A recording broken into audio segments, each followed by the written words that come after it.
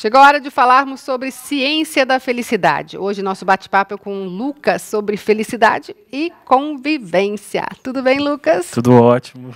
Bom, vamos falar um pouquinho de felicidade e convivência. Quem convive com uma pessoa muito feliz ganha felicidade por osmose ou às vezes se irrita com a felicidade do outro? Depende de como a pessoa prefere o seu dia a dia. Pode acontecer da pessoa se irritar, sim, né? Eu acho legal a gente começar a pensar de onde que veio isso, né? A gente tem pensadores como Confúcio, que era um filósofo chinês, que dizia que a felicidade está ligada ao convívio e à harmonia. Então, essa ciência da felicidade nossa, nova, ela vem de uma base muito antiga.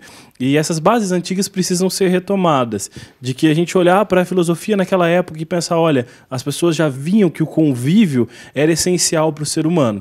Eu quis abordar esse tema porque hoje eu vejo que é muito importante a gente olhar para ele de novo. A gente convive de maneira superficial, a gente convive de maneira muito mais profissional e a gente convive de maneira menos profunda. Isso é muito importante ser abordado para a gente falar, a felicidade está ligada a você conviver e entender esse convívio.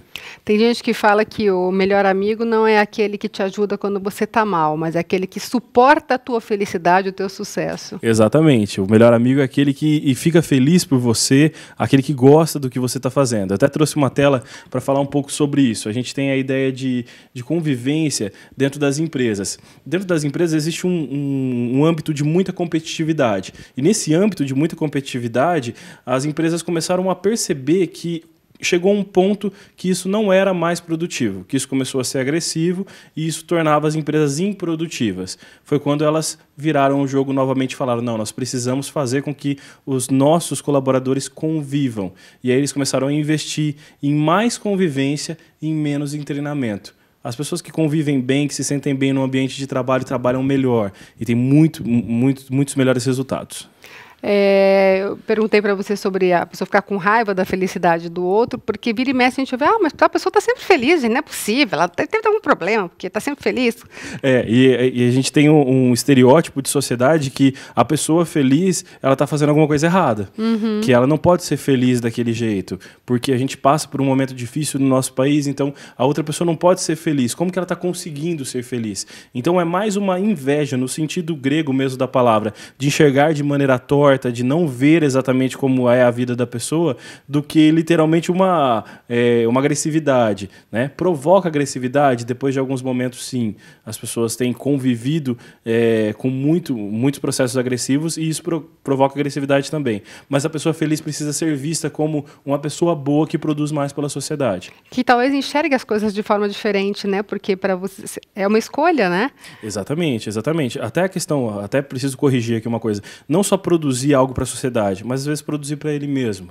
As pessoas felizes muitas vezes estão se importando com o que elas têm feito da própria vida.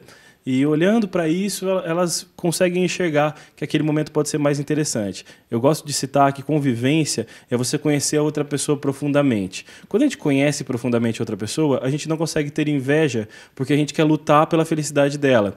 Eu assisti um filme há alguns dias e era engraçado que o rapaz ele falava assim, eu vou te dar meias de abelhinha. E a moça ela tinha aquilo como um sonho de infância. Como que você vai falar para uma pessoa de 30 anos que você vai dar meias de abelhas para ela e ela ficar feliz? Através de um bom convívio. Conhecer os segredos da pessoa, conhecer profundamente o que ela gosta, ter tempo, dedicar tempo e atenção. Isso é convívio. O resto é superfície.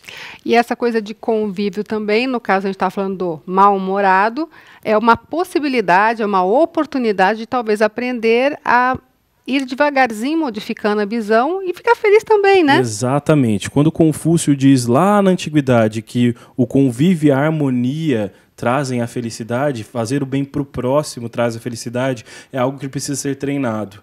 É algo que eu preciso fazer algumas vezes para que eu possa me acostumar com aquilo e quando eu ver a pessoa com o rosto feliz, eu pensar, fui eu que fiz isso.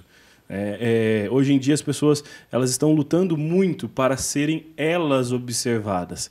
E aí a felicidade não é alcançada, porque eu quero sempre eu ser visto, eu estar em primeiro lugar, eu ser melhor, e aí a felicidade não é alcançada, porque quando nós temos um grupo melhor, ou quando você tem um convívio melhor com alguém dentro da sua casa, dentro das suas amizades, você fica muito mais feliz. Ao ver o outro feliz, o ser humano automaticamente fica feliz. E isso tem a ver muito também com uma regrinha básica dentro de um relacionamento amoroso, né? Eu me lembro de ter ouvido, se não me engano, um padre, um religioso, dizer que quando o casal, um pensa na felicidade do outro, ele já está sendo feliz. Exatamente. Todos os tipos de relacionamento, vamos falar do casal, do relacionamento empresarial, do relacionamento entre amigos, ele tem a felicidade do outro como uma métrica boa. O ser humano se sente muito bem ao ver que fez bem a alguém. Isso desde a época de Confúcio. Se a gente tirar todas as nossas máscaras do dia a dia de hoje, se a gente tirar o lado profissional, se a gente tirar todas as aquisições, os bens, colocar dois seres humanos puramente convivendo, eles só vão ser felizes se fizerem o outro sorrir, o outro estar feliz, o outro estar melhor. As crianças fazem isso com maestria, né? Eu brinco que às vezes é preciso observar os pequenos professores, olhar para eles e ver, olha, ele está fazendo isso para te fazer sorrir, para te fazer feliz, ele não está querendo nada em troca. E isso acaba se tornando um reflexo, né? Exatamente. Quando a gente faz algo muito positivo, a gente tem desejo de fazer algo muito positivo para alguém, isso acaba voltando para a gente. As pessoas também têm esse desejo. Eu gosto de comentar que isso acontece corriqueiramente, que isso acontece quase toda semana. Quando a gente faz bem para alguma pessoa, essa corrente passa automaticamente a também nos comportar ali dentro dela. Então, a felicidade que a gente passa para o outro se sente com a necessidade de passar para a gente novamente. Algumas pessoas falam, Lucas, mas isso não acontece aqui em casa. No meu relacionamento eu faço isso, faço aquilo, a pessoa não traz nada em troca. E eu brinco, talvez você precise observar realmente quem é essa pessoa. Porque quando você fizer aquilo que ela não espera, aquilo que surpreende ela e toca naquilo que é mais profundo dela, ela não vai conseguir manter a máscara de pessoa durona, ela não vai conseguir fazer aquilo continuar. Eu brinco, os mais durões são os que choram mais quando acontece algo assim. Mas a gente precisa de observação. O convívio depende de uma boa observação para saber o que o outro gosta. Até porque às vezes está achando que está fazendo muito pela felicidade do outro e não está, né? Às vezes a gente está fazendo algo que a gente fala, não, mas eu ajudo ele em tal coisa. E às vezes aquilo para ele não faz o menor sentido. Não é exatamente o que a pessoa gostaria de fazer da vida, então você está ajudando ele numa área que ele não quer evoluir. Às vezes até que tem casais que evoluem juntos para uma área que não é a felicidade dos dois. Então é preciso muita conversa, muito diálogo, muito tempo. Dedicar tempo de qualidade. Ter tempo para você sair junto e conversar. Ter tempo para ficar junto dentro de casa. É uma das coisas mais raras que tem acontecido. As pessoas ficarem juntos em casa e terem boas conversas. Ter uma boa conversa e estar extremamente atento. Hoje em dia, a gente tem outras tecnologias que nos afastam disso. Então, dentro de casa, às vezes, está com a TV ligada, o computador ligado, o celular na mão, e fala assim, eu não entendo porque meu relacionamento está dando errado. Tem que analisar melhor, né? Tem que olhar nos olhos, tem que estar mais próximo. E eu gosto muito de falar sobre isso. O amor é uma base que precisa ser refeita. Que nós criamos um mundo onde ser o máximo é mais importante do que ser amado. A gente precisa refazer essa base. A felicidade está em amar e ser amado. Todo ser humano tem esse desejo. Com certeza. Obrigada mais uma vez pela participação, Lucas.